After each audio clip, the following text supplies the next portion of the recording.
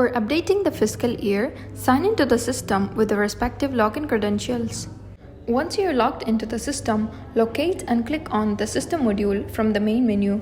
And within this module, find and select the Fiscal Year Setup menu. In the following section that appears, you will see a box from where you can update the new fiscal year. From here, set the start and end date for the new fiscal year as shown in the video. And also, please ensure that the option labeled as is closed is set to no. After making the changes mentioned, click on the Add New button to save the new fiscal year. And once it's successful, you will get a notification on top of the screen. As for the next step, go to the System module again. And from here, you will choose the Company Setup menu, which is the first one. And once you are in the menu, look for an option called General Ledger.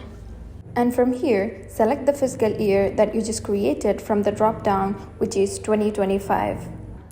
Upon doing this, make sure to press Update to save your changes. The next and final step is to go back to the System module again, and from here, select Access Controls menu.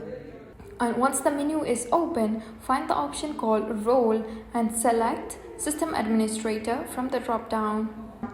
And from here, find the option called Allow Entry on Closed Fiscal Years and ensure that the option is enabled. And once that is done, scroll down and make sure to save the changes if there is any. The fiscal year updation is completed now. Thank you for following along.